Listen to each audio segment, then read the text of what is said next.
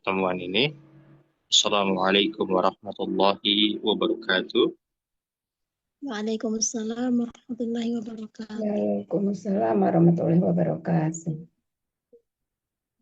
Alhamdulillah, salatu wassalamu ala rasulillah wa ala alihi wa ashabihi wa man tabi'ahum bi ihsanin ila yaumiddin amma ba'du. Allahumma fakihna fid din wa alimna ta'wil. Allahumma rabbana zidna ilma warzuqna fahma.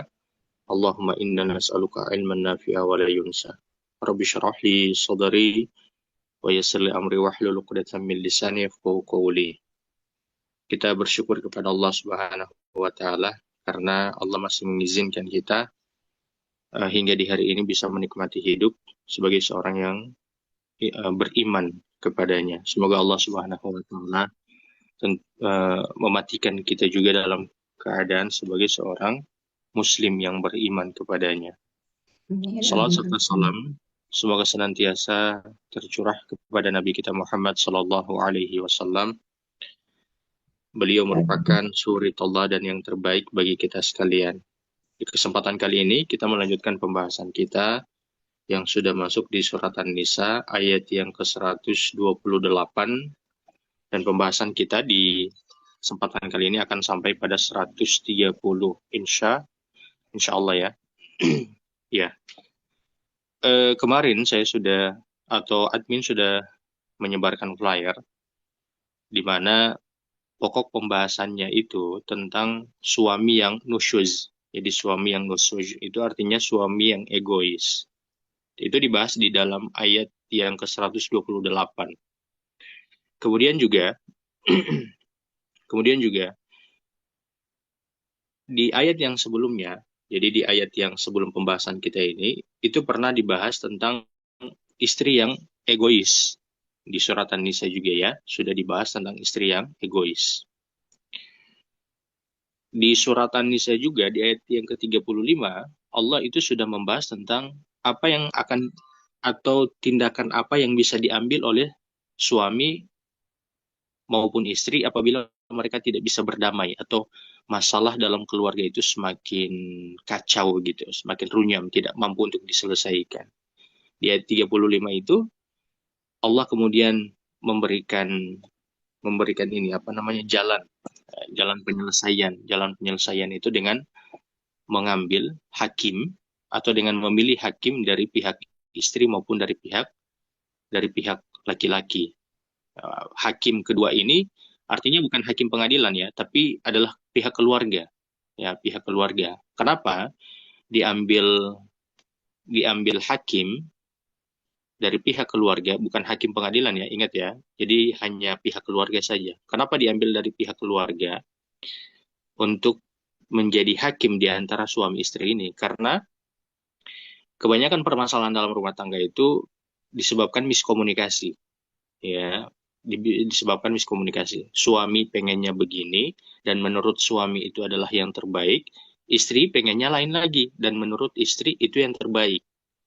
Ya, mungkin karena egois yang terlalu tinggi di antara keduanya, mau suami maupun istri, sehingga komunikasi ini tidak berjalan dengan baik, walaupun niat kedua-duanya, mau suami ataupun istri, memiliki niat yang baik. Jadi memiliki niat yang baik, atau merasa ingin melakukan yang terbaik, begitu. Maka dipilihlah hakim dari pihak istri maupun dari pihak suami untuk menjadi penyambung komunikasi ini.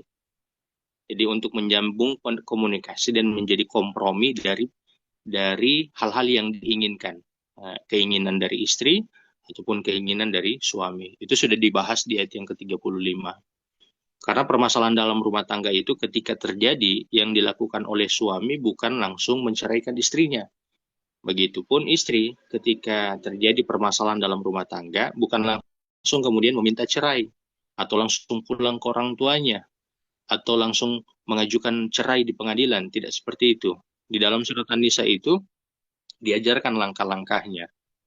Langkah-langkahnya itu apa? Pertama adalah dengan memberikan nasihat. Ya. Kemudian yang kedua itu, kalau laki-lakinya, kalau istrinya itu nusyuz ya, dengan memberikan nasihat. Sebenarnya istri pun bisa memberikan nasihat, tapi sebentar ini kita bahas di 128 ini. Setelah itu, pisah ranjang. Ya, saranjang itu artinya tidak berhubungan. Jadi menjaga diri untuk tidak berhubungan. Kemudian yang ketiga, kalau istrinya tetap bandel juga, maka dia dipukul, tapi bukan pukulan menyakitkan, tapi pukulan yang terasa sampai ke hati, tapi tidak terasa di kulit. Jadi tidak terasa di kulit, tapi dia terasa di hati. Itu pukulan yang disebutkan di surat An-Nisa yang ke-35 itu. Nah, kalau memang pun tidak mendapatkan jalan keluar, maka dipilih hakim itu, ya, dipilih hakim untuk menjadi penyambung komunikasi di antara suami dan istri ini. Begitu, itu pembahasan di ayat yang ke-35. Baik, kita masuk ke ayat yang ke-128. Ini tentang suami yang egois, ya. Wa ini mura'atun khafat min ba'liha nusyuzan. Jika seorang perempuan khawatir suaminya akan nusyuz. Jadi nusyuz itu seperti seseorang yang berdiri di atas gunung, ya, atau seperti seseorang yang berdiri di atas kursi, sedangkan yang lainnya itu di bawah kursi begitu. Itu disebut dengan egois. Jadi egois itu meninggikan dirinya. Jadi meninggikan dirinya dari yang lain. Nah, di sini disebut dengan nusyuz adalah para suami yang bersifat egois, yang meninggikan diri mereka. Lalu kemudian dikatakan khofat, ada kebimbangan, ada kekhawatiran terhadap suami yang nusyuz ini, suami yang egois. Seperti apa suami yang egois itu? Suami yang egois itu bisa seperti suami yang kasar, ya, jadi main tangan, main kaki kepada istrinya, kemudian dia merendahkan istrinya, memaki istrinya, bahkan menyebarkan aib istrinya, atau juga tidak menunaikan kewajibannya sebagai seorang suami, yaitu nusyuzir, tidak menunaikan kewajibannya sebagai seorang suami yang memberi nafkah lahir maupun batin. Ingat ya, nafkah itu ada beberapa, ada 5 nafkah itu. Yang pertama adalah nafkah itu nafkah berupa makanan. Itu ya, nafkah itu makanan. Tidak mesti makanan banyak dan tidak mesti makanan yang mahal. Yang penting makanan, gitu ya. Yang penting makanan baik dan bersih. Jadi baik dan bersih. Gitu. Kemudian yang kedua,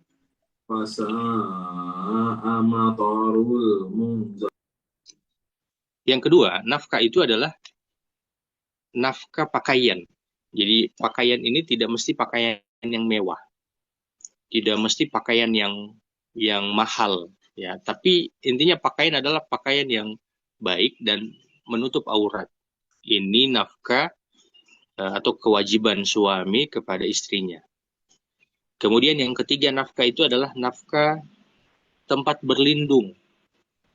Mau rumah, mau kos-kosan, mau kontrakan, yang penting dia nafkah untuk tempat berlindung. Artinya suami bertanggung jawab terhadap itu. Ya, tidak mesti besar rumahnya. Ya, tidak mesti mewah rumahnya. Yang penting ada gitu. Yang penting ada semampu dia, sebisa dia. Yang keempat, nafkah itu adalah pendidikan agama. Terkadang suami hanya merasa telah menunaikan kewajibannya dengan memberikan makan, pakaian, dan juga rumah. Sampai lupa dengan pendidikan agama ataupun pendidikan Islam. Padahal pendidikan agama terhadap keluarga merupakan bagian dari nafkah yang wajib yang harus diberikan oleh suami kepada istri-istrinya. Karena itu merupakan kewajiban yang harus diberikan oleh suami kepada istrinya, berarti suami itu wajib memiliki ilmu agama. Tidak harus menjadi ustadz, tidak harus menjadi ulama. Karena belajar agama itu bukan merupakan kewajiban para ustadz saja, bukan hanya merupakan kewajiban para ulama saja, tapi semua kita, bukan hanya laki-laki saja, perempuan itu juga wajib untuk menuntut ilmu agama, ya.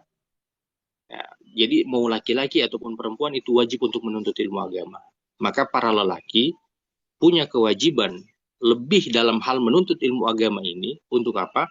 Untuk nanti dia kemudian berikan nafkah ilmu agama ini kepada keluarganya, kepada istri dan anak-anaknya. Apa yang akan terjadi ketika suami tidak memberikan ilmu agama ini kepada istri dan anak-anaknya? Di akhirat nanti akan dituntut. Di akhirat nanti akan saling menuntut bahkan. Ketika istri mengatakan di hadapan pengadilan Allah, dia sampai masuk ke dalam neraka ini disebabkan karena suaminya tidak pernah memberikan peringatan kepada keluarganya. Jadi istrinya itu tidak rela kalau suaminya itu masuk ke dalam surga, sedangkan mereka itu di dalam neraka.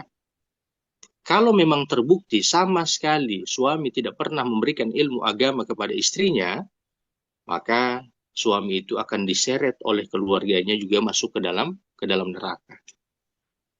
Bagaimana kalau suami yang tidak belum bisa maksimal untuk memberikan ilmu agama kepada istri dan anak-anaknya? Sebenarnya dalam keluarga itu harus ada majelis, namanya majelis keluarga. Tidak mesti dia paten dalam sehari, misalnya hari Senin, tidak. Di meja makan bersama, ataupun kalau kita misalnya tidak memiliki meja makan, ya kita makan lesehan begitu di rumah masing-masing. Kita ajarkan di situ, ya. Di situ bukan kita ya, suami di situ mengajarkan anak dan istri dan anak-anaknya begitu. Sebelum tidur, ya, itu kesempatan suami untuk mengajarkan sesuatu kepada istrinya tentang ilmu agama. Kalau lagi dalam perjalanan, naik mobil kah, naik motor kah, safar dan seterusnya, itu kesempatan di mana suami memberikan nafkahnya kepada istrinya dengan ilmu agama. Jadi tidak mesti harus mengutip ayat, tidak mesti harus mengutip hadis. Yang penting apa yang disampaikan itu benar berdasarkan dengan Al-Quran maupun hadis. Seperti itu.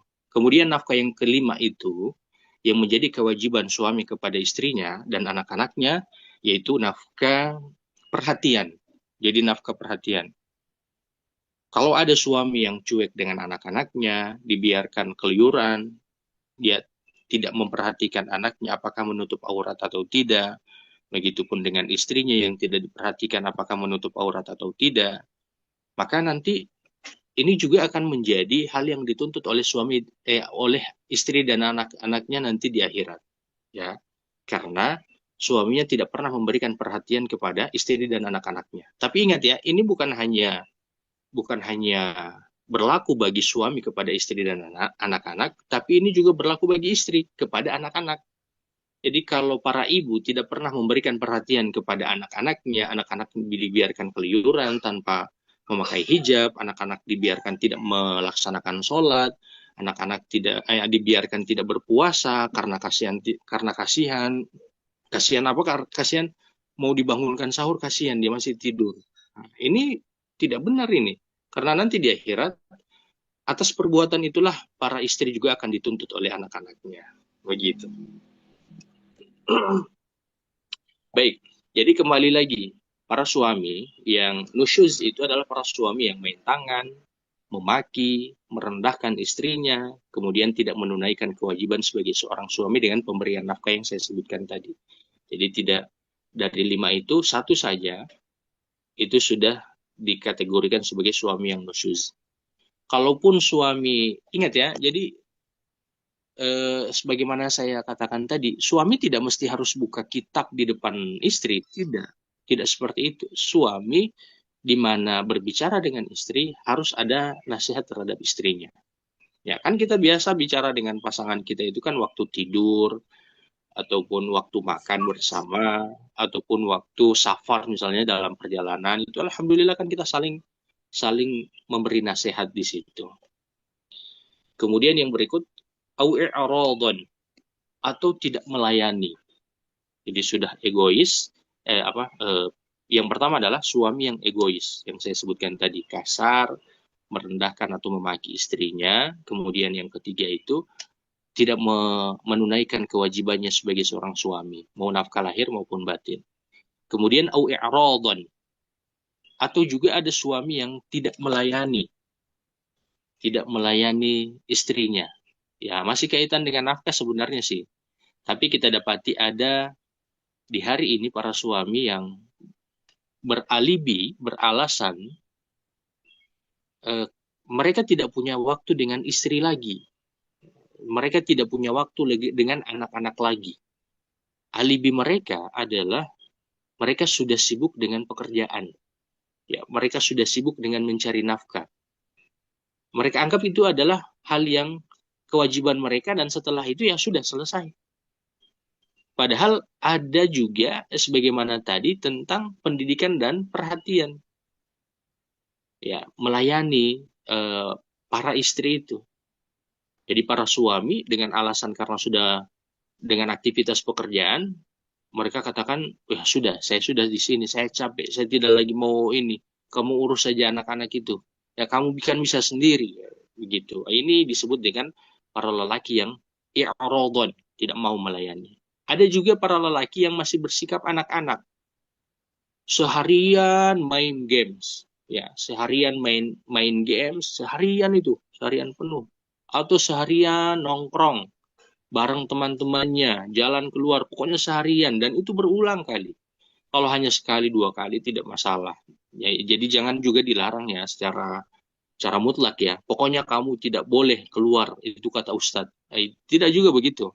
Artinya boleh untuk keluar, tapi kalau ada suami yang kerjaannya sudah di waktu pagi sampai sore dia bekerja, waktu sorenya menjelang maghrib dia sudah persiapan untuk duduk lagi atau uh, nongkrong lagi sama teman-temannya. Ini suami yang i'rodon, yang tidak melayani, ya, yang tidak melayani. Tentu yang seperti ini akan membuat istri itu kesal secara lahir maupun batin, ya, kesal secara lahir maupun batin. Maka apa yang harus dilakukan ketika mendapati lelaki yang nusyuz tadi, bermain tangan, kemudian merendahkan ataupun tidak menunaikan kewajiban atau i'rodon ini, yang acuh tak acuh dengan keluarganya. Maka kata Allah, fala junaha alaihima ayyusliha bainahuma sulha. Maka tidak salah bagi mereka suami istri membuat perdamaian di antara mereka berdua. Ini kata Allah dalam ayat ini. Jadi keduanya bisa mengadakan perdamaian sebenarnya. Bisa melakukan perdamaian.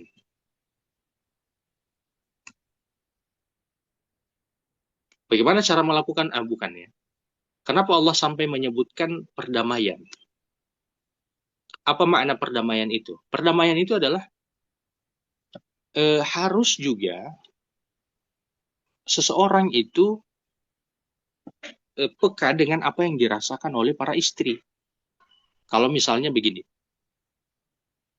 kalau misalnya istri sudah merasa sebagaimana tidak nyaman dengan hubungan itu karena di dua penggalan yang ada di atas, maka istri bisa melaporkan kepada atau menyampaikan itu kepada suaminya secara langsung, ya, menyampaikan itu kepada suaminya secara langsung. Atau kalau dia tidak mampu untuk menyampaikan itu kepada suaminya secara langsung, maka dia sampaikan kepada pihak keluarga. Tapi pihak keluarga ini merupakan mahram bagi istri tersebut dan bukan yang non mahram ya, karena itu bisa menjadi fitnah bagi istri tersebut, menceritakan aibnya dan justru akan lebih nyaman dengan orang yang dia ceritakan itu.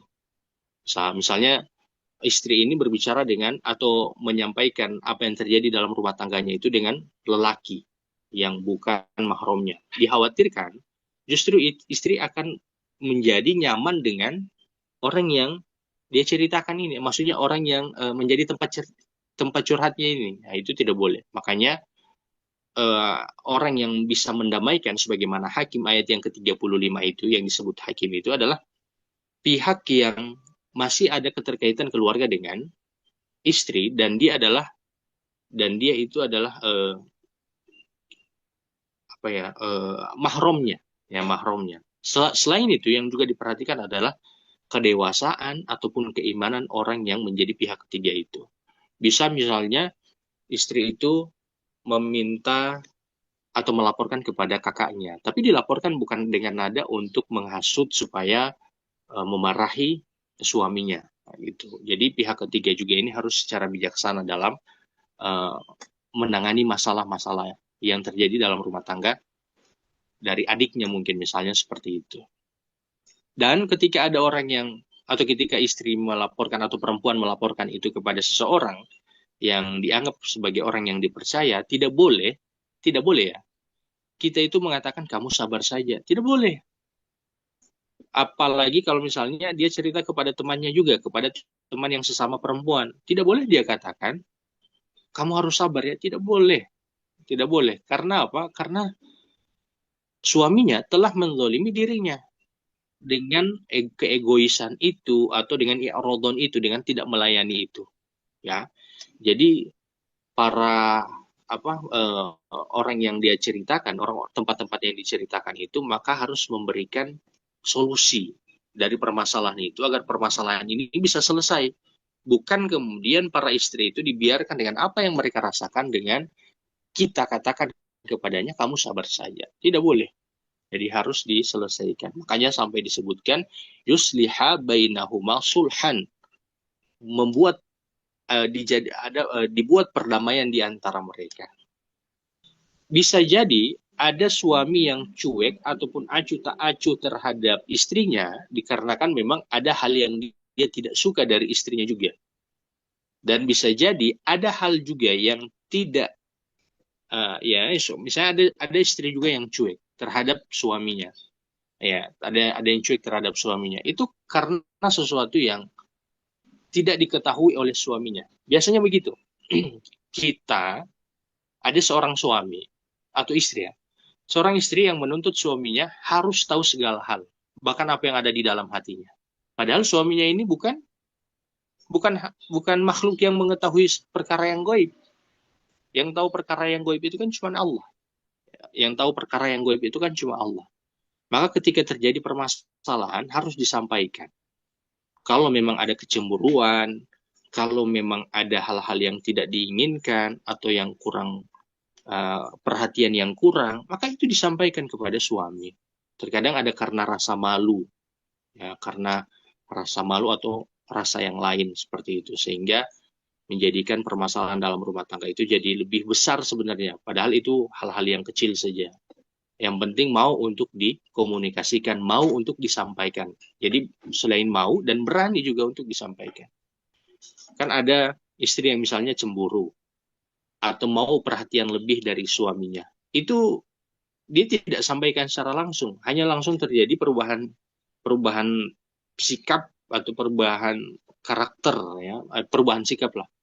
Perubahan sikap dari perempuan tersebut terhadap istrinya. Akhirnya suaminya juga karena tidak tahu apa yang terjadi, permasalahan di dalam rumah yang menjadi latar belakang dari sikapnya istri ini, suaminya pun jadi malas juga. Nah, jadi istri mau dari apa yang tindakan yang dia lakukan, dia mulai membuat tindakan-tindakan yang supaya suaminya itu peka, ternyata suaminya juga jadi berpikiran lain. Kayaknya saya juga sudah malas kalau begini. Akhirnya suami pun membuat dengan tindakan-tindakan lain. Jadi acuh tak acuh, sudah lebih malas pulang ke rumah. Nah, itu yang disebut dengan ayat yang ke-35 itu. Kadang ada sesuatu yang diinginkan dan itu menurut baik bagi istri, tapi caranya jadi salah dalam menyampaikan. Ataupun dalam menyampaikan itu bisa dengan tindakan ataupun dengan lisan. Gitu ya. Jadi boleh misalnya didamaikan. Ya, misalnya didamaikan. Mungkin karena tadi suaminya acuh tak acuh karena istrinya juga salah juga. Suami acuh tak acuh karena istrinya juga salah. Jadi kalau seperti itu istri tidak boleh bersabar. Istri harus terus untuk menyampaikan. Dan ingat ya, dalam keluarga itu setan selalu dia memperhatikan kita. Dalam setiap keluarga, setan itu datang selalu memperhatikan kita. Di mana ada celah sedikit pun, setan akan masuk di situ. Ya, celah sedikit saja, setan akan masuk di situ sehingga menjadikan permasalahan itu menjadi besar sekali. Dan tidak ada pikiran di dalam, tidak ada yang di benak para suami ketika memiliki masalah kecuali satu, perceraian. Tanya para suami, kalau mereka punya masalah terhadap istri mereka, pasti satu yang terpikir, perceraian. Dan kalau ini benar ya, kalau para perempuan ya, saya mau tanya ini ya. Dan tidak ada yang terpikirkan oleh para istri ketika ada permasalahan dengan suami kecuali satu, bahwa suaminya itu tidak lagi sayang sama dia, atau suaminya itu tidak pantas lagi untuk dia. Atau begitu ya? Adakah yang begitu, yang merasa? Biasa begitu kalau misalnya punya masalah dengan suami? Ya, benar. Gimana? Ya, benar yang Ustaz. Jadi pokoknya kebaikan suami itu hilang kalau misalnya itu yang memang dimasuki oleh istri, oleh setan. Kalau di istri akan suaminya tidak sayang lagi, atau pokoknya kebaikan suami sudah tidak ada lagi. Intinya suami itu jadi penjahat di dalam film begitu. Pokoknya tidak ada baiknya sama sekali. Tapi kalau para suami, coba tanya para suami. Kalau ada permasalahan dengan istrinya, satu yang ada di pikiran. Dan pikiran yang dimasukkan ke dalam pikiran suami itu adalah perceraian. Cuman satu itu. Coba tanya pada para suami. Kemudian kata Allah, wasulhu khair.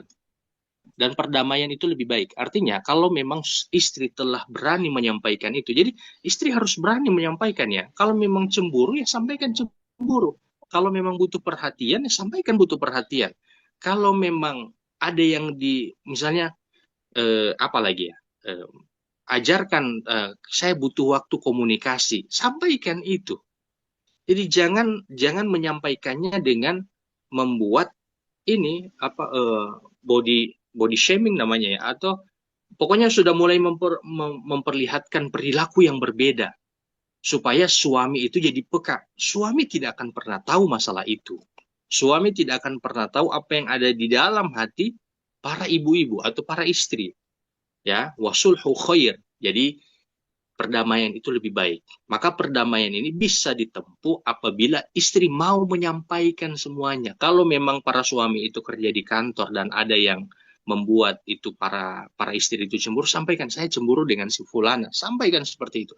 Saya tidak suka kamu itu dekat dengan dia, pulang bersama misalnya di mobil. Itu sampaikan itu, seperti itu.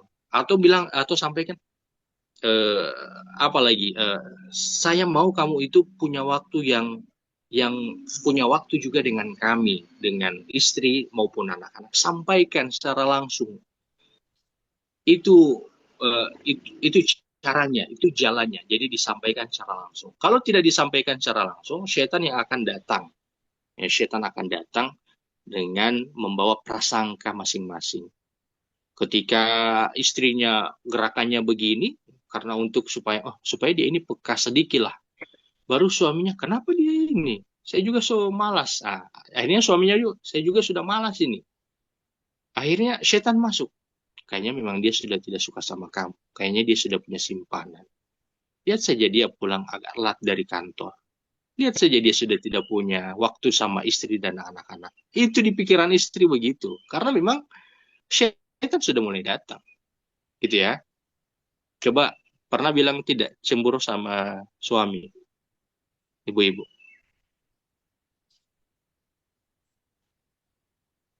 Saya belum pernah cemburu, Ustadz. Begitu ya? Masih cemburu. Jadi sampaikan, siapa yang pernah bilang ke suami, kami ini butuh perhatian lebih, tolong jalan sama-sama. Harus ada waktu weekend bersama. Siapa pernah bilang begitu? Saya. Bagus itu. Tapi pas bilang pun jangan sambil cemberut. Akhirnya pas bilang, saya ini mau jalan-jalan sama kamu. Lalu suaminya bilang, ya sudah kalau begitu kita jalan-jalan. Tidak usah. Akhirnya tidak jadi jalan lagi kan?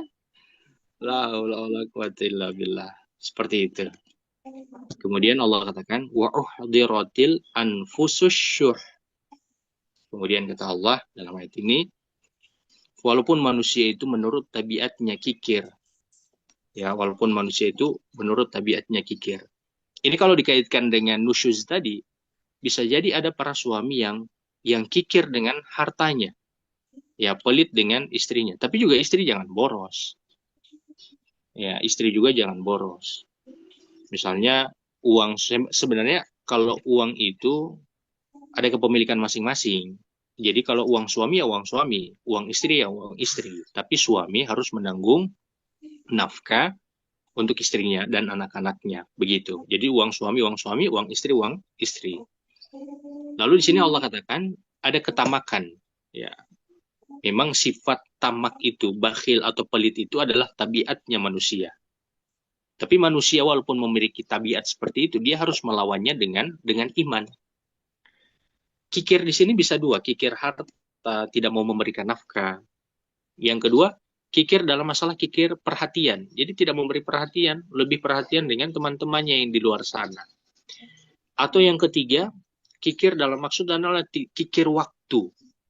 Jadi sudah kikir harta, kikir waktu, kikir perhatian, ya gitu. Kikir ilmu juga, tidak mau memberi nasihat kepada istrinya. Cuman istri juga ketika diberi nasihat oleh suaminya, janganlah marah. Para suami juga kalau memberi nasihat, janganlah menyudutkan, begitu kan? Maunya begitu ya? Ya gitu. Ya, jadi itu tabiatnya manusia, tapi harus dilawan dengan iman. Kata Allah dalam ayat ini, ya memang tabiatnya seperti itu, harus dilawan dengan iman. Gitu ya, jadi para suami maupun para istri harus memperhatikan masalah ini. Kemudian, wa in tuhsinu wa tattaqu, jika kalian berbuat baik dan memelihara diri kalian dari nusyuz atau sikap acu tak acu itu, kalau kalian itu berbuat baik dan memelihara diri kalian, ini bagi para suami ini.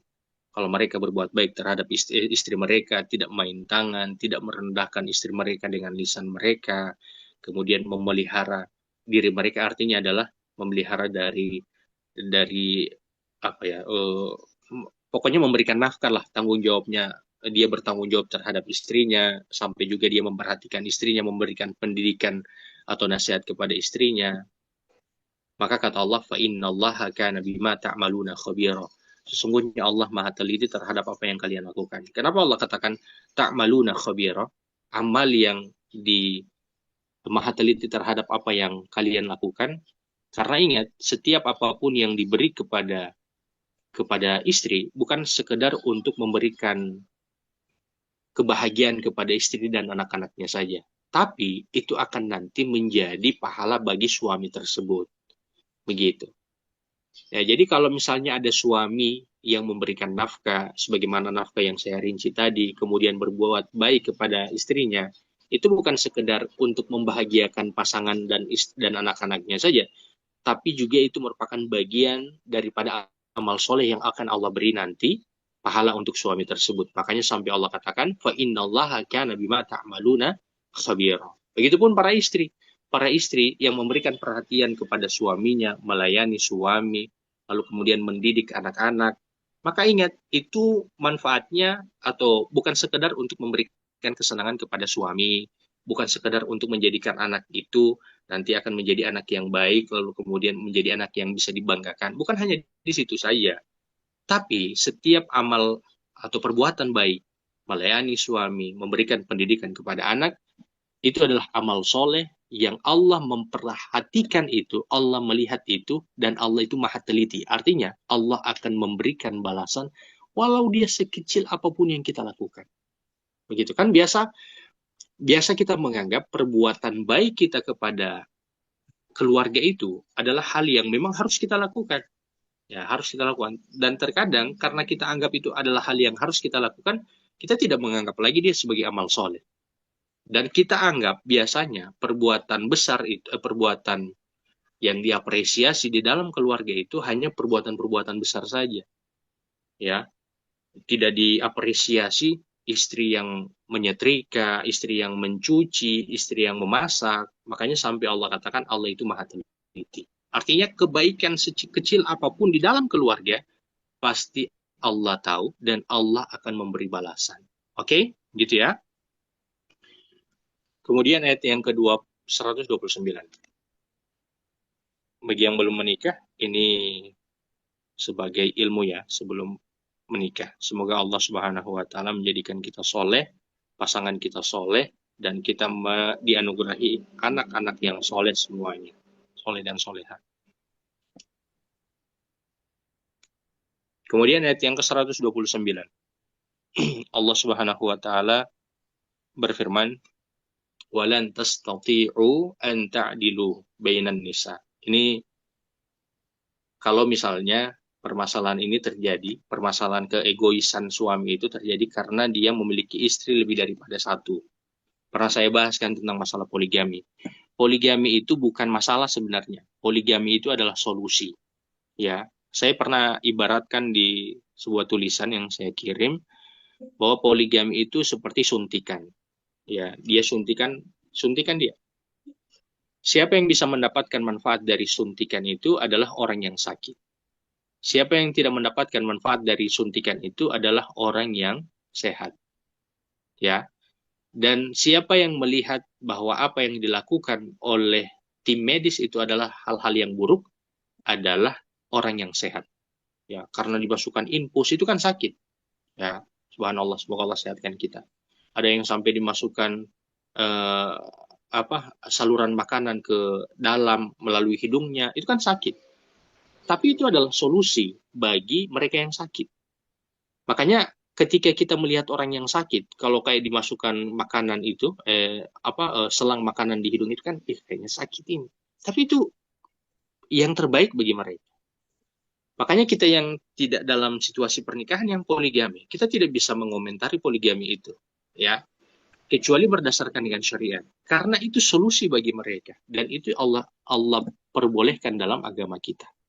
Ya, dan menurut mereka yang menjalani itu dari permasalahan yang mungkin ada dan sampai mereka membuat keputusan untuk berpoligami, itulah hal yang baik dan itu adalah hal yang benar. Nah, kita ini sampai dijadikan oleh syaitan itu memandang perbuatan baik itu sebagai perbuatan buruk. Jadi kita anggap kebaikan itu adalah perbuatan yang buruk. Itu dibuat oleh syaitan. Dan kita akan menganggap juga sebaliknya, perbuatan maksiat adalah perbuatan yang baik. Contohnya apa? Ya tadi kayak para perempuan yang berjilbab besar sampai bercadar ataupun masalah poligami. Ada orang-orang yang menganggap itu kayak kok aneh sekali ya. Kok begitu ya? Padahal mereka melakukan itu dengan niat untuk melakukan kebaikan. Ya, melakukan kebaikan dan tidak ada hal-hal yang melanggar syariat di dalamnya. Tentu dalam masalah poligami bukan masalah perselingkuhan ya. Bukan masalah perselingkuhan. Karena ada banyak perselingkuhan yang mengatasnamakan itu poligami. Misalnya para pejabat yang menikahi sekretarisnya secara diam-diam. Lalu kemudian dikatakan, saya akan adil. Dan menurut mereka adil itu hanya dalam memberikan nafkah. Tidak. Pengakuan, diakui istri kedua itu bagian keadilan yang sebenar-benarnya. Jadi kalau ada istri yang tidak diakui, artinya disembunyikan, itu tidak adil namanya.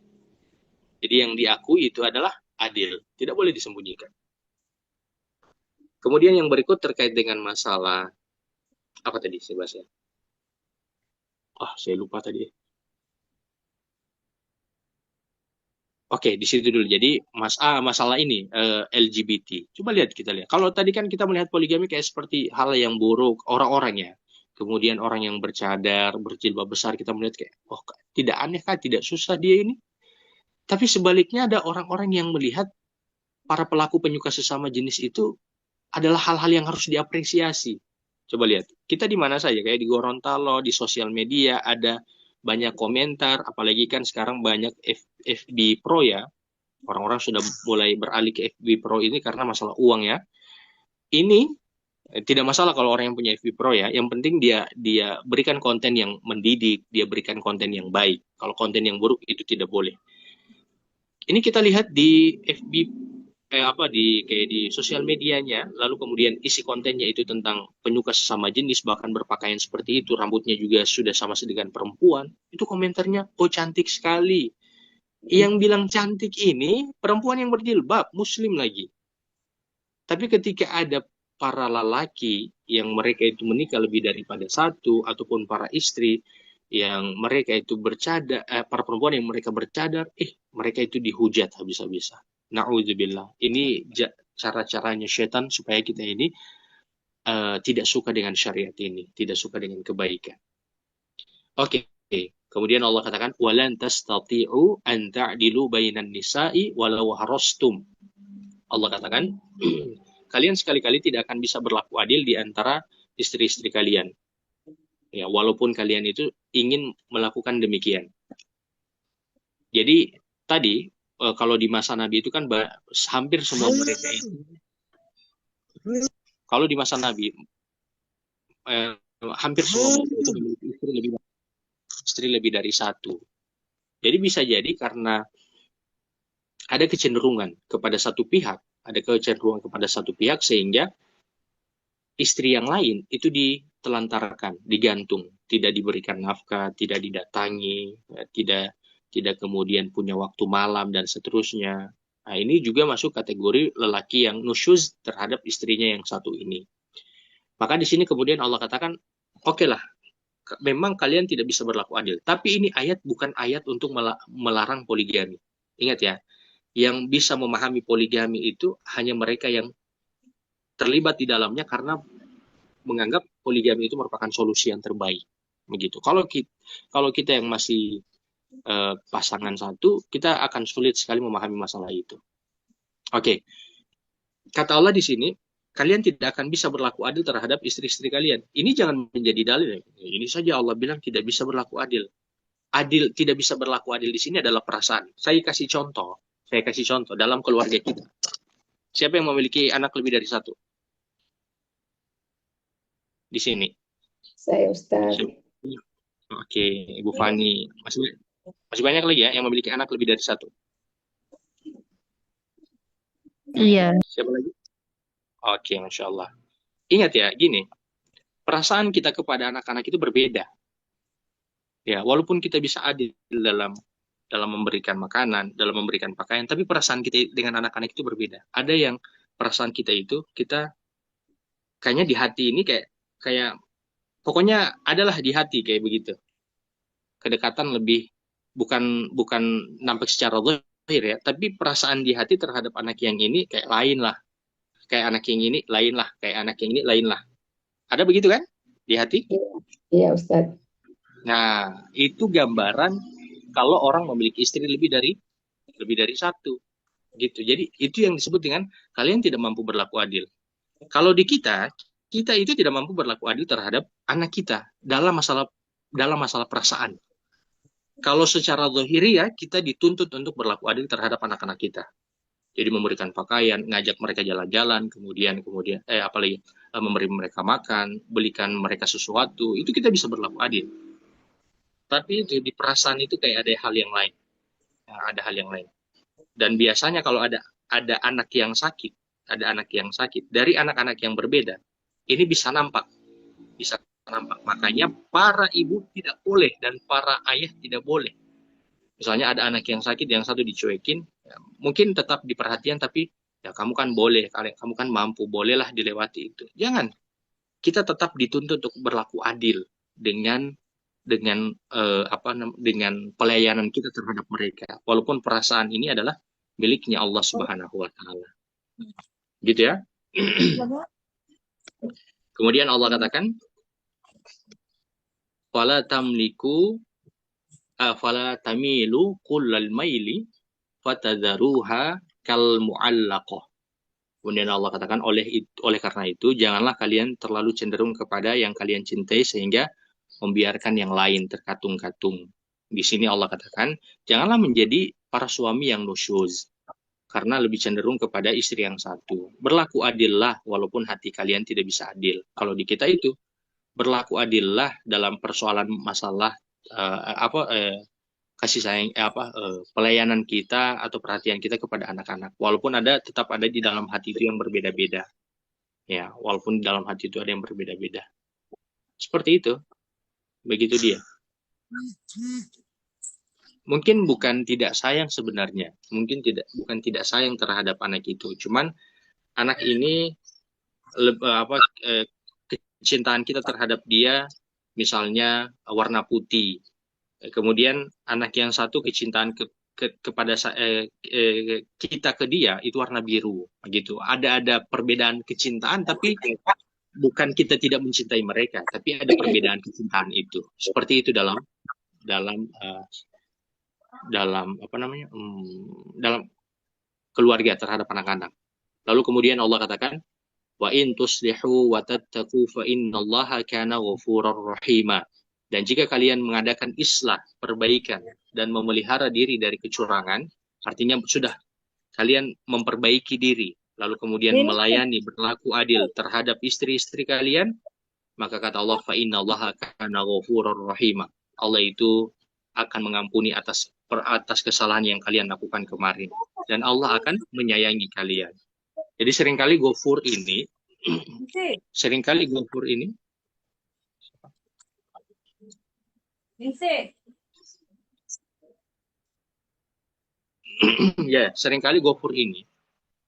ini dikaitkan dengan rahimah. Allah Maha Pengampun, dikaitkan dengan kasih sayangnya Allah. Karena begini, orang dikasih gambarannya, orang kalau di kita itu kan, kalau kita sudah maafkan anak kita, maka kita akan sangat menyayangi dia. Sebenarnya kalau gitu sih, tapi ada juga orang yang ketika sudah memaafkan, dia masih membatasi dirinya dengan orang tersebut. Tapi kalau Allah tidak ada seperti itu.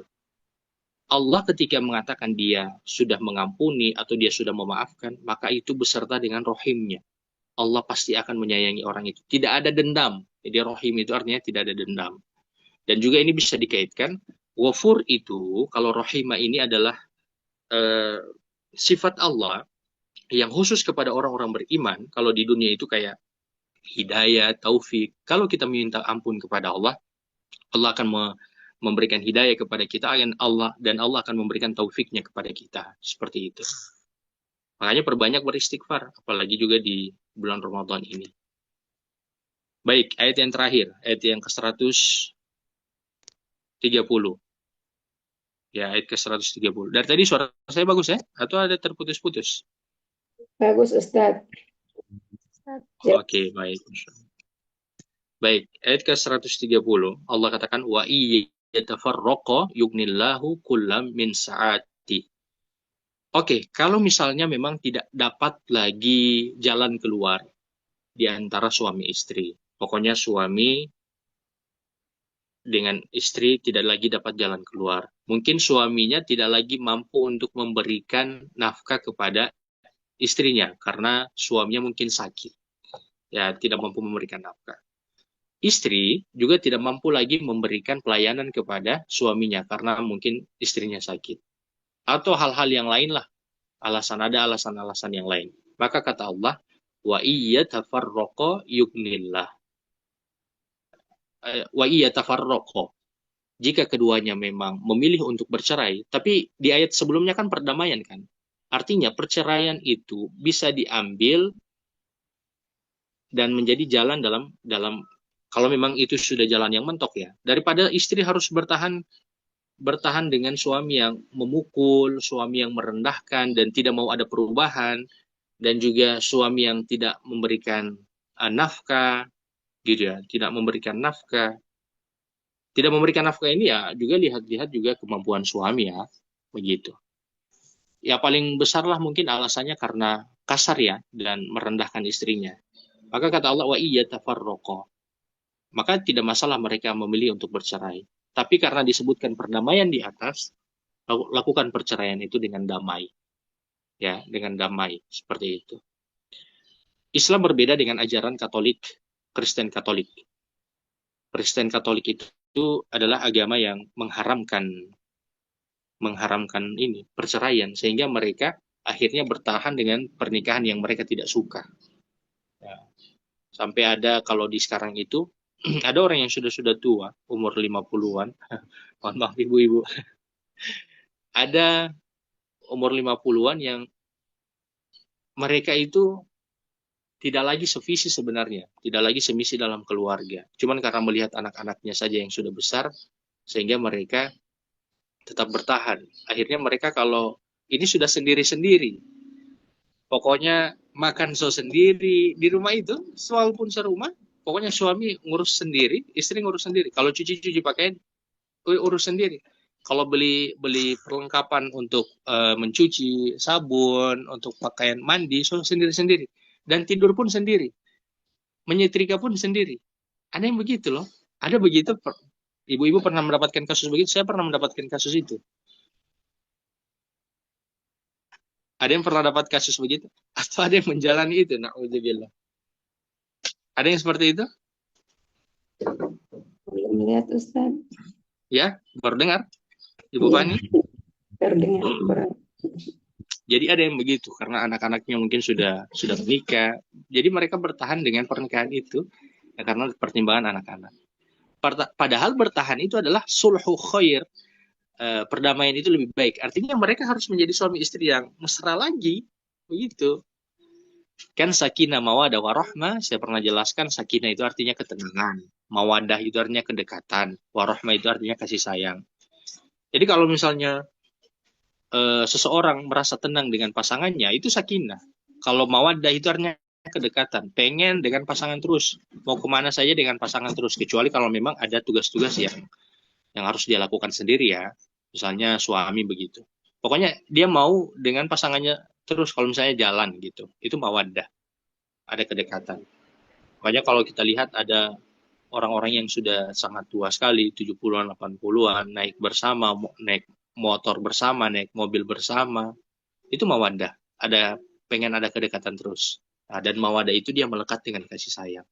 Walaupun tidak ada lagi nafkah batin, tapi mereka masih bersama. Ngopi bersama atau sahur bersama lah kalau istilah sekarang. Kemudian kerja bersama, mungkin karena sudah pensiun ya, dia sudah tua ya, mereka kerja di rumah bersama, duduk bersama, bicara bersama, itu yang mawaddah dan warahmah. Oke, kalau mereka memang akhirnya memutuskan untuk bercerai karena memang istrinya juga sudah tidak tahan lagi, ya, atau sudah tidak bisa connect lagi. Tapi perceraian ini sudah nanti terakhir ya, jalan terakhir. Sudah nasihat, sesudah pisah ranjang, sesudah dipukul di perasaan, kemudian sesudah yang keempat itu sesudah didatangkan hakim dari pihak keluarga. Jadi bukan hakim pengadilan ya, artinya orang yang adil dari pihak keluarga untuk mendamaikan. Tetap juga tidak mendapatkan perdamaian, maka kata Allah, yughnillahu kullam min sa'ati. Allah akan memberikan kecukupan kepada masing-masing dari keluasan karunia-Nya. Ada istri yang, saya tetap bertahan, walaupun dipukul, walaupun sering direndahkan, walaupun suaminya melakukan kesyirikan, datang-datang ke perdukunan sampai membuat ritual-ritual yang buruk, pokoknya sampai ada ritual perzinahan misalnya, dia tetap bertahan. Kenapa dia bertahan? Nanti saya makannya apa, bagaimana anak-anak saya, kuliahnya. Kan begitu, ada pertimbangan para perempuan seperti itu. Kata Allah, yughnillahu kullam min sa'ati. Allah akan memberikan kecukupan. Jadi janganlah bertahan dalam pernikahan seperti itu, karena perceraian menjadi solusi apabila itu bisa menyelamatkan diri dan bisa menyelamatkan agama. Kalau suami tidak sholat bisa minta cerai? Jangan. Kalau suami tidak sholat, jangan. Minta perceraian cuma dua saja. Kalau bisa menyakiti diri, mulai main pukul dan bisa mati. Yang kedua, kalau melakukan kesyirikan. Kesyirikan tanda kutip kayak perdukunan. Ada yang perdukunan itu sampai membuat ini, sesajen, atau ritual-ritual, pokoknya sampai ada ritual perzinahan. Biasa kan ada di film-film begitu kan. Seperti itu, na'udzubillah. Kalau lainnya, nasihati suami. Kalau belum puasa, tidak malas sholat, nasihati suami. Jadi masih bisa bertahan dengan suami seperti itu. Karena juga, insya Allah mereka akan Allah beri hidayah. Wa kana Allahu wasi'an hakimah. Allah ketika mengatakan Allah akan mencukupkan semuanya apabila mereka berpisah, karena ada juga yang berpisah ketika mereka berpisah mendapatkan pasangan yang sejalan dengan mereka masing-masing. Perempuan itu mendapatkan akhirnya pasangan yang baik untuk dirinya, dan laki-laki itu mendapatkan pasangan yang baik untuk istrinya juga. Untuk dirinya juga. Begitu. Kemudian Allah katakan wa kana Allahu wasi'an hakimah. Ketahuilah bahwa karunia Allah itu luas dan Allah itu Maha bijaksana. Artinya, sekalipun Allah memiliki karunia yang luas, Allah itu tidak berlaku semena-mena. Beda dengan manusia, punya harta sedikit langsung berbuat zalim ataupun semena-mena. Gitu pembahasan kita pada kesempatan kali ini. Nanti setelah ini boleh ambil rekamannya di YouTube, lalu kemudian suruh dengarkan ke suami. Oke gitu, kalau ada pertanyaan dipersilahkan. Saya Ustadz. Iya, silakan. Langsung Ustadz. Iya, boleh langsung. Assalamualaikum warahmatullahi wabarakatuh Ustadz. Waalaikumsalam warahmatullahi wabarakatuh. Ini Umu Emir kalau nama di ini apa? Di grup. Kemarin saya kayaknya perkenalannya Umu Emir juga Ustadz, kalau tidak salah. Saya lupa Oh iya, Ustadz. iya. Oke. Iya. Ya, silakan. Pertanyaannya ada dua, boleh Ustadz? Boleh. Silakan. Yang pertama Ustadz, Alhamdulillah suami saya royal sama keluarga. Cuman Iya. pertanyaannya saya, kan memberikan nafkah Ustadz. Bagaimana kalau misalnya suami itu maksudnya ketika ada uang banyak membelikan snack untuk anak-anak Ustadz. Sementara kalau menurut saya daripada uang itu dibelikan snack, mendingan untuk sedekah yang lain saja. Bahkan kadang muncul di dalam hati saya Ustaz, mendingan tidak usah ada kelebihan uang juga daripada mau beli-bili snack. Begitu Ustaz. Kemudian yang kedua, bagaimana jika ada orang tua yang poligami yang disebabkan perselingkuhan sebelumnya sehingga keluarga itu sakit hati, tapi kemudian oke, sudah ikhlas, sudah menerima, tapi tidak bisa, maksudnya tidak bisa untuk menerima, iya dia sebagai ibu kami atau apa untuk menjalani silaturahim tidak, tapi membiarkan orang tua kami untuk menjalani poligami itu sudah diikhlaskan. Bagaimana itu Ustaz? Iya, baik. Terima kasih. Jadi yang pertama terkait dengan suami yang membelikan snack kepada anak-anaknya, terkadang perhatian menurut istri dan perhatian menurut suami itu berbeda, begitu. Menurut suami perhatiannya begini, makanya kalau pergi ke sekolah anak-anak itu kalau sama ibu-ibu bilang, kamu tidak usah bawa ini saja, kamu tidak usah bawa uang saja, kamu bawa bekal saja. Atau kalaupun bawa uang sedikit saja. Itu beda dengan suami. Perhatian suami beda. Perhatian suami adalah daripada dia minta ke temannya, atau nanti dia susah kalau misalnya ada sesuatu yang dia butuhkan, maka suami akan memberi uang lebih. Beda itu perhatian suami sama perhatian istri, beda itu. Tinggal di sini, perhatian ini jangan dilarang satu sama lain. Jadi kalau memang suaminya itu ingin memberikan snack, makanan ringan, maka istri membiarkan itu. Hanya diperhatikan saja snack apa yang dibeli. Ya, jadi jangan dilarang karena itu bagian daripada menurut suami itu adalah perhatiannya, itu adalah cara dia mengungkapkan kasih sayangnya kepada anaknya. Setelah dia mendapatkan uang itu. Jadi jangan dilarang.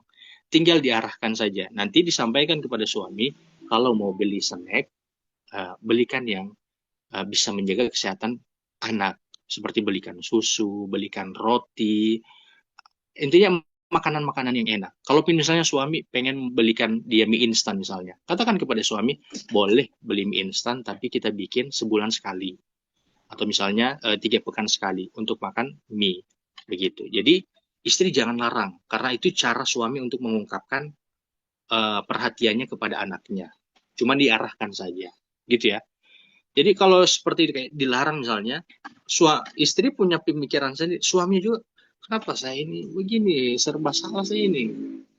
Dia ingin mengungkapkan itu dia ingin mengungkapkan kasih sayangnya kepada anaknya, begitu. Terkadang juga begini, ada yang banyak terjadi juga ya dalam pasangan itu. Suaminya bawa sesuatu dari luar. Dan dari dia beli, dia punya niat sampai kemudian dia membeli, sampai dia menuju rumah, itu di dalam hati suami itu istrinya bakal senang. Karena dia ingin mengungkapkan, dia ingin menyalurkan cintanya kepada istrinya. Ternyata sampai ke rumah, istrinya bilang, kenapa beli ini? Akhirnya tadi dia sudah dari niatnya sudah ada ingin kebaikan, mengungkapkan rasa cintanya kepada istrinya, itu jadi, kok begini ya? Jadi akhirnya suasana rumah jadi tidak bagus. Suasana rumah jadi tidak nyaman. Padahal istri bilang, oh terima kasih, saya suka sekali ini. Itu sebagaimana para istri kalau masak pinggir laut. Maka suami juga harus mengatakan terima kasih, makanannya enak sekali. Paham ini? Pernah ada kejadian begitu? Atau pernah ibu-ibu kan begitu kan? Kalau suami bawa sesuatu, lalu kemudian sampai ke rumah ternyata istrinya bilang, kenapa beli ini? Kejadian begitu? Adakah yang begitu? Atau tidak mau ngaku? Jadi seperti itu ya. Jadi seperti itu Ibu Emir. Kemudian yang kedua terkait masalah poligami. Jadi poligami yang benar itu bukan disembunyikan. Karena kalau disembunyikan itu poligami. Memang tidak bertanya itu bukan menjadi syarat dalam pernikahan. Tapi tidak bertanya beda dengan menyembunyikan. Ya, tidak bertanya beda dengan menyembunyikan. Para sahabat dulu ketika mereka menikah, mereka tidak bilang. Tapi pulang ke rumah mereka sudah tahu. Istri mereka sudah tahu bahwa mereka itu sudah menikah. Begitu. Mereka sampaikan sendiri. Bukan kayak sekarang mengambil dalil para sahabat terdahulu lalu kemudian mengatakan oh buktinya mereka tidak minta izin itu kan bukan syarat. Memang minta izin bukan syarat, tapi bukan menyembunyikan. Begitu, bukan menyembunyikan. Jadi di antara kebenaran dari poligami itu adalah diakui istri tersebut secara terang-terangan. Dibuat pernikahan yang megah sebagaimana istri pertama, ataupun kalau bukan megah ya intinya dibuat walimahan supaya memang diakui juga istri tersebut. Begitu pernikahan yang ideal. Tapi kalau kayak tadi sudah terlanjur dan sudah terjadi ya tidak masalah. Tinggal bagaimana cara mendamaikan hati dan senantiasa berdoa senantiasa berdoa supaya Allah lapangkan hati. Kemudian berikut juga itu mungkin menjadi pilihan yang harus diambil oleh orang tua itu atau bapak itu karena dia ingin menyelamatkan dirinya dari perzinahan. Begitu. Oke, ada pertanyaan ini di kolom komentar. Kalau sudah disampaikan tapi suami tetap seperti itu, gimana istri harus bersikap, Ustadz? Saya sering kali menyampaikan saya butuh perhatian, apalagi LDR. Begini, kalau menyampaikan kepada suami itu bahasanya harus jelas. Jangan pakai bahasa-bahasa sang sekerta. Ya, bahasanya harus jelas. Sampaikan secara langsung. Saya butuh perhatian gitu. Saya cemburu gitu. Ya, jadi jangan bahasa sang sekerta atau apalagi bahasa tubuh. Jadi sampaikan secara langsung. Yang kedua, yang memiliki hati ini kan Allah. Jadi ini urutan pertama, yang memiliki hati ini kan Allah. Maka minta kepada Allah supaya Allah itu memberikan ini kepada kita. Melembutkan hati kita dan melembutkan pasangan kita. Jadi minta doa kepada Allah supaya Allah lembutkan hati pasangan dan juga diri kita. Dan yang kedua, sampaikan secara langsung dengan bahasa yang jelas, tapi bukan dengan nada yang marah-marah. Begitu. Oke? Seperti itu. Ada lagi pertanyaan? Silakan. Assalamualaikum Ustadz. Ya, waalaikumsalam warahmatullahi wabarakatuh. Ya, saya Siti Ustadz. Izin bertanya. Oh iya. Alhamdulillah, saya Allah karuniakan suami yang baik sekali Ustadz, baik. Masya Tanggung Allah. jawab. Cuma Alhamdulillah. saking Nah, itu baiknya cumanya itu. saking baiknya, saking baiknya suami ini, dia tidak tegaan menolak misal kalau ada teman wanita, sahabat-sahabat wanitanya atau yang lain-lain gitu, minta tolong ke dia berupa materi begitu. Jadi dia tidak tega, jadi dia membantu. Tapi cara membantunya ini dia tidak komunikasikan dengan saya sebagai seorang istri. Jadi dia main transfer saja, main kasih saja, tidak ada ngomong-ngomong apa gitu Ustadz. Itu gimana Ustadz kan yang setahu saya itu kan kalau jangankan ke teman, ke orang tua suami saya, ke mertua, misal kalau mertua minta begitu butuh, bukan suami harus izin tidak, cuman kan kita harus bicara begitu kan dengan istri. Ini tim mama mau minta ini begini. Nah, itu kan sebagai saya merasanya itu kan sebagai bentuk penghargaan bahwa dianggap harus tahu gitu, bukan minta izin gitu. Tapi kalau ke teman-teman wanitanya itu mereka butuh ini, dia tinggal main transfer saja. Orang pinjam duit berapa ditransfer tanpa pemberitahuan ke saya. Nanti saya tahunya dari orang lain. Jadi kan saya kaget, ih kok begitu? Gimana itu Ustaz? Itu oke, itu kebaikan yang keliru itu, karena itu bisa mengundang fitnah. Jadi itu bisa mengundang fitnah bagi suami dengan perempuan tersebut. Sebenarnya memang sebagaimana tadi kata Ibu Siti tadi yang disampaikan tadi, bahwa kalau suami itu memberikan sesuatu kepada orang lain itu tidak mesti bertanya. Memberikan sesuatu kepada orang tuanya, kepada adiknya, kepada saudaranya, itu tidak harus bertanya selama dia telah memenuhi semua nafkah istri dan anak-anaknya. Cuman memang harus ada komunikasi. Kenapa ada komunikasi? Sebagai bahan ini pendidikan dalam keluarga. Jadi ada pendidikan dalam keluarga dan pendidikan dalam keluarga dan ada keterbukaan. Ya, ada pendidikan dan ada keterbukaan. Jadi ketika suami menyampaikan pula seperti itu, sebagaimana yang saya sampaikan di awal, terkadang istri punya pandangan yang seperti ini, dan terkadang suami punya pandangan yang seperti yang lain lagi. Dan pandangan masing-masing ini dianggap baik oleh setiap pelakunya. Istri memandang ini baik, suami memandang yang ini yang baik, begitu. Jadi bagaimana caranya adalah, walaupun begini ya, jadi tidak mesti harus disampaikan selama nafkah telah ditunaikan. Jadi selama nafkahnya telah ditunaikan, begitu. Kemudian yang berikut juga apa tadi? Yang tidak ketika memberi itu boleh saja disampaikan, tapi tidak ada tuntutan untuk harus dibuka semuanya. Jadi boleh saja suami bilang, saya rencana mau memberi ini ke ini karena dia butuh. Istri tidak bisa mengatakan mungkin boleh untuk memberikan pertimbangan, tapi kalau melarang itu jangan, kecuali larangan itu ada sebab karena perbuatan dosa ataupun kemaksiatan, itu boleh. Tapi kalau larangannya itu tidak jelas, maka tidak boleh, begitu, selama sudah diberikan nafkah. Tapi kalau Ya, ada pertimbangan, ada sesuatu yang ditimbang-timbang, boleh. Tapi tidak mesti para suami itu menyampaikan semuanya. Cuman yang menjadi kesalahan dalam kasus ini adalah kepada yang lawan jenis, akan menjadi fitnah tersendiri. Seperti itu. iya Ustaz. Jadi nanti bagaimana caranya? Sebagaimana ayat 128 harus disampaikan secara langsung.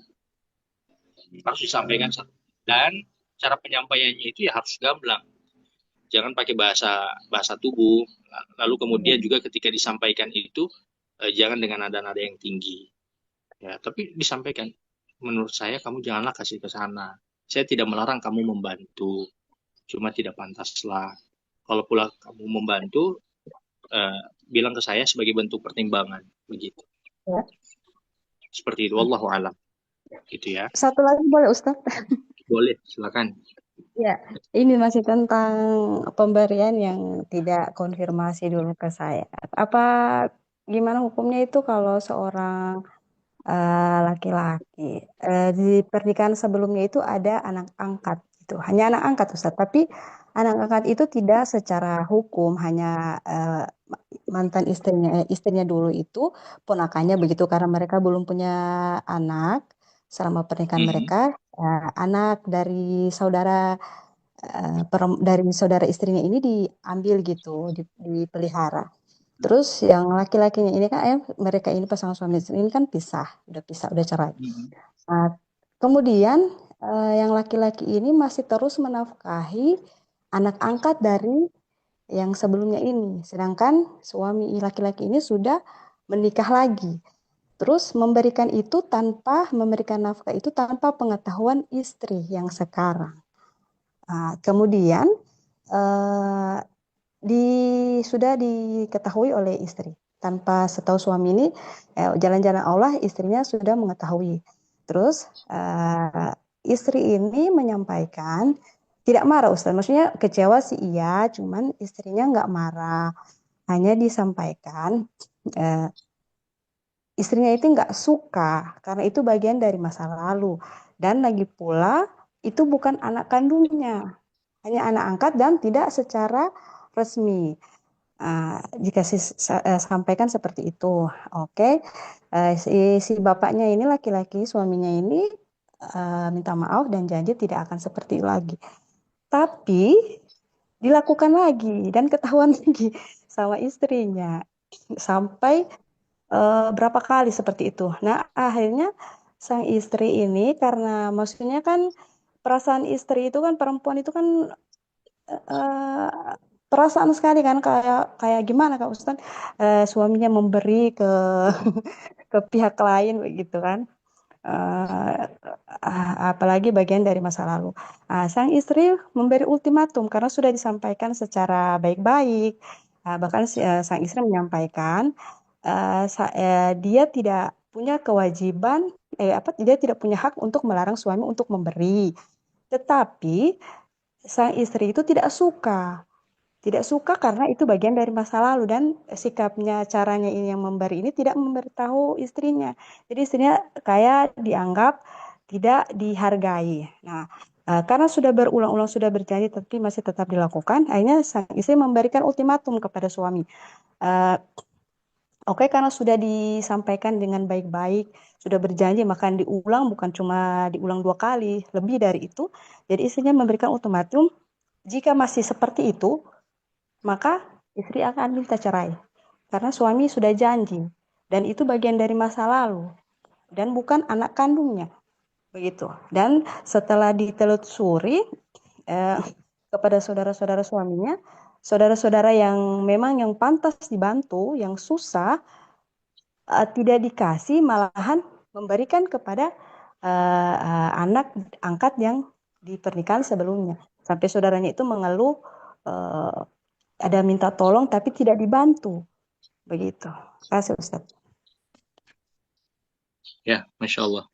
Permasalahan keluarga ini memang kompleks ya, di masing-masing kita.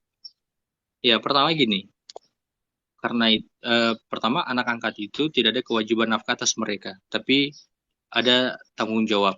Tapi tanggung jawabnya bukan tanggung jawab nafkah, tapi tanggung jawab karena memang kita sudah mengambil anak tersebut. Ya, karena kita sudah mengambil anak itu. Kita punya tanggung jawab, tapi bukan tanggung jawab nafkah, cuma tanggung jawab tanggung jawab memberikan sesuatu kepada mereka, menjamin pemberian untuk mereka agar mereka itu bisa tumbuh lah, bisa tumbuh. Ya, yang bisa disebut dengan sedekah. Karena ini Maaf anak adalah Ustaz, ya, maaf saya potong. Anak angkatnya itu udah udah balik, sudah kerja gitu. Terima kasih Ustaz. anak perempuan atau laki-laki? Perempuan, udah kerja. Jadi sang istri kalau bilang anak angkat masih sekolah Itu kan mahram, masih itu mahram ya, suaminya, mahram bukan istri, suami. keponakan dari istri, mantan istri. Oh, keponakan dari mantan istri. Pertama gini, jadi harus diperhatikan ketika mengambil anak angkat. Ya, harus diperhatikan. Saya secara pribadi, saya memiliki adik saya itu adik angkat. Kemudian yang berikut, jadi kalau misalnya mau mengambil anak angkat, kalau dia anak laki-laki, upayakan dia merupakan keluarganya istri, supaya dengan istri dia merupakan mahram. Kalau mau ambil anak perempuan, maka ambil dari pihak keluarga suami, supaya nanti perempuan itu dia mahram dengan laki-laki itu, dengan suami ini. Ya, takut yang dikhawatirkan adalah fitnah. Ya, fitnah karena tidak mahram bisa terjadi sesuatu yang tidak diinginkan. Itu harus diperhatikan ketika mengambil anak angkat. Kemudian ketika sudah mengambil anak angkat, maka pemberian yang kepada mereka itu bukan pemberian nafkah, tapi pemberian secara sedekah. Karena kita sudah mengambil mereka sebagai anak angkat kita, seperti itu. Kemudian yang berikut, mungkin ya, ini jawaban saya, Ibu Siti ya. Wallahu alam, saya tidak terlalu tahu permasalahan yang terjadi di keluarga itu, di keluarga yang disebutkan sama Ibu Siti ini. Saya tidak tahu, tapi mungkin saya yang sedikit saja tahu, sedikit tahu dari apa yang diceritakan, mungkin kompleksnya lebih banyak lagi ya dari jawaban yang bisa saya sampaikan. Pertanyaan yang disampaikan tadi adalah berdamai. Jadi berdamai dengan diri, perempuan itu harus berdamai dengan diri, istri itu harus berdamai dengan diri, dan dia harus berdamai dengan masa lalu suaminya. Jadi dia harus berdamai dengan dirinya, dan dia harus berdamai dengan masa lalu suaminya. Dan ketika suami itu telah mengambil perempuan itu, maka harus diingat oleh suami itu dia bukan mahramnya, tapi karena sudah diambil tetap ada tanggung jawabnya. Cuman bagi istri, sebagaimana yang diceritakan keluarga itu, harus berdamai dengan dengan perasaan, dengan diri. Selama suami telah bertanggung jawab terhadap keluarganya, maka tidak masalah dia memberi sesuatu kepada anak angkatnya itu. Ini jawaban saya dari pertanyaan yang disampaikan tadi. Saya tidak tahu permasalahannya kompleksnya seperti apa. Cuman bagi istri itu, nasihat saya cuman berdamai dengan perasaan. Baik, Gitu. Ustadz. Ya, Ya, terima kasih. iya. Sini, oke, Ibu Rahmi, silakan. Ibu Ami. Ya, yang angkat tangan Ibu Rahmi, silakan.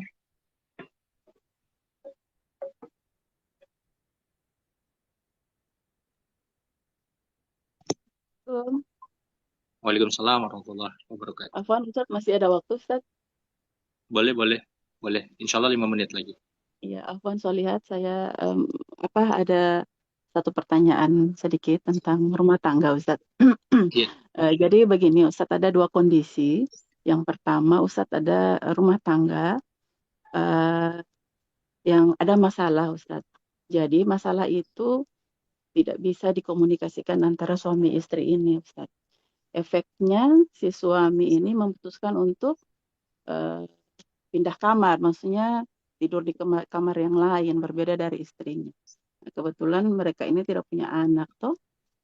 Jadi si istri ini, dan ini terjadi sudah kurang lebih beberapa tahun kondisi ini. Jadi suami ini sudah tidak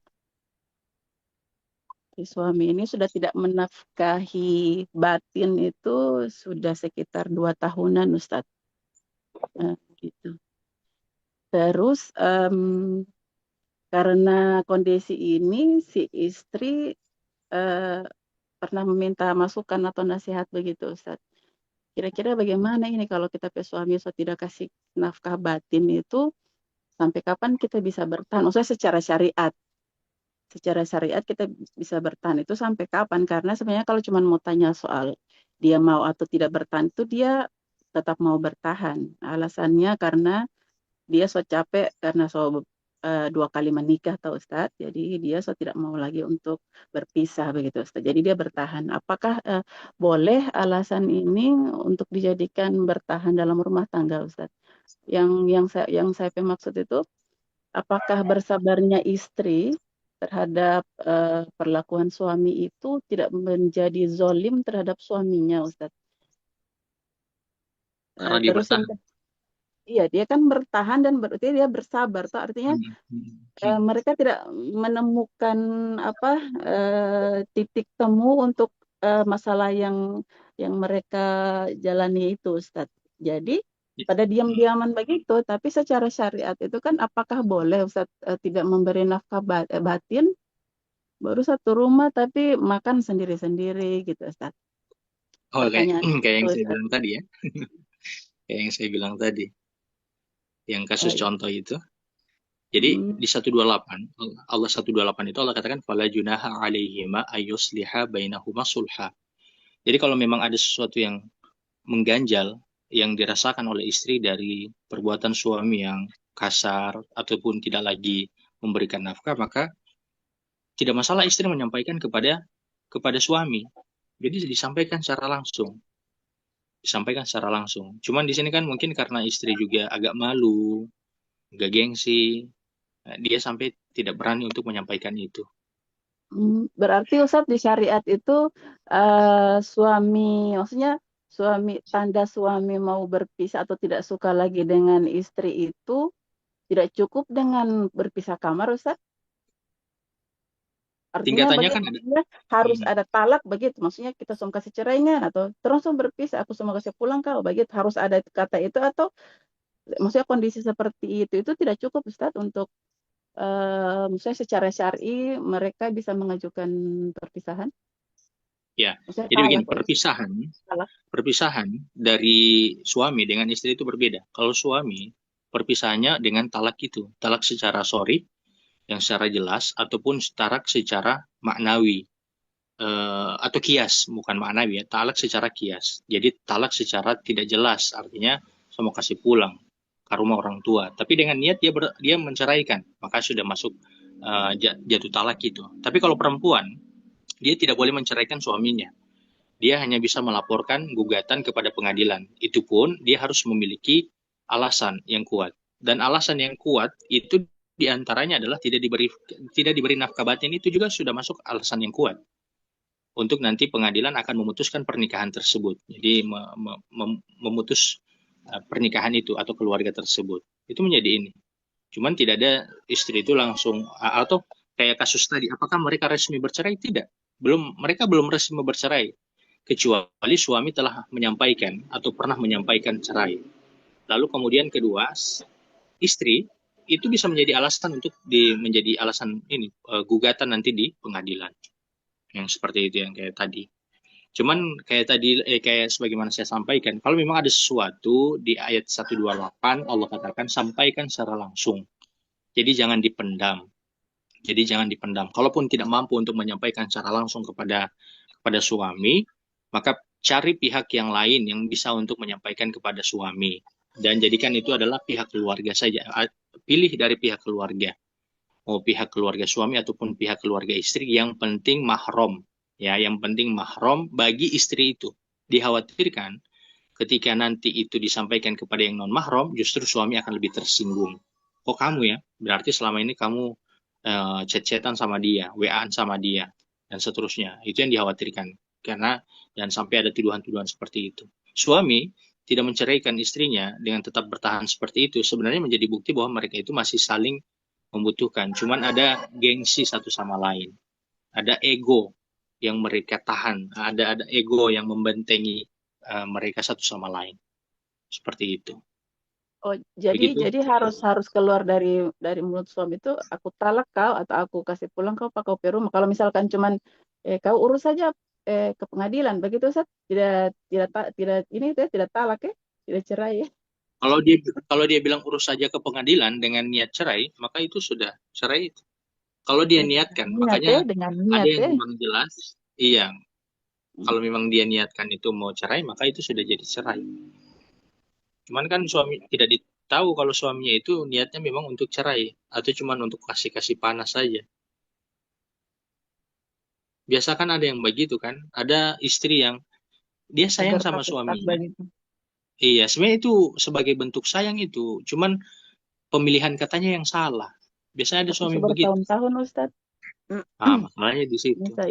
Setan membuat itu orang nyaman.